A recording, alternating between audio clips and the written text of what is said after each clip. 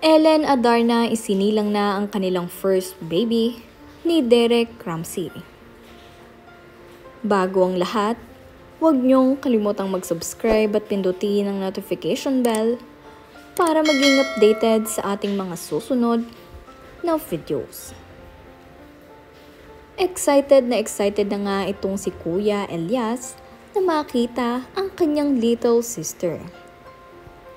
Ibinahagi nga rin ni Papa Derek ang kanilang larawan na ito, kung saan personal lang ang na-meet ni Kuya Elias itong si Baby Adarna. At sabi nga niya sa kanyang post, "My world keeps getting better and better. Hashtag House of Dragons."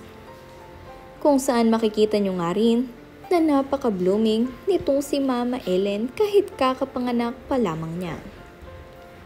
Excited na nga rin ang mga netizens na makita kung sino ang kamukha ni Baby Adarna. Masayang-masaya nga rin sila dahil ito ay isang baby girl. Mayroon ng isang lalaki at isang babae ngayon, itong si Mama Ellen.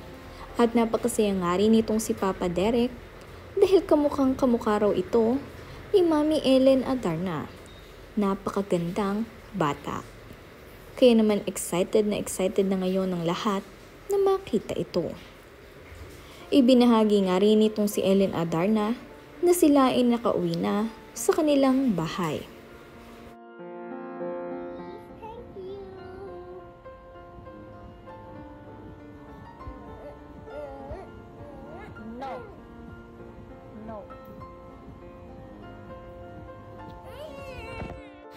Bago nga rin mapunta sa delivery room itong si Mama Ellen, ay ang nag-alaga muna dito kay Elias ay itong si Tita Jessa at ang kanyang Tita Van.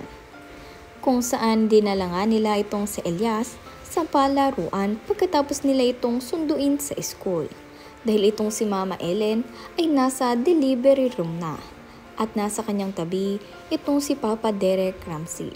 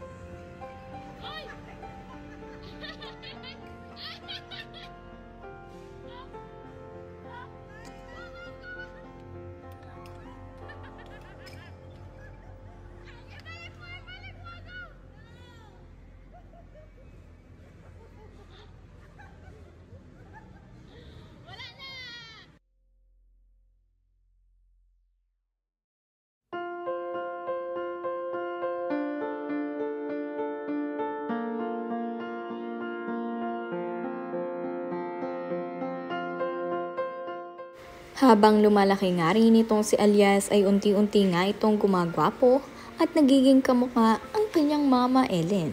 Kuhang-kuha nga nito ng napakamampupungan niyang mga mata at napakaganda nga rin ng kanyang mga smile. Manang-mana sa kagwapuhan ng kanyang Daddy John Lloyd Cruz at kagandahan ng kanyang Mami Ellen Adarna. Kaya naman hindi nakakapagtaka kung bakit napakagwapo ng batang ito.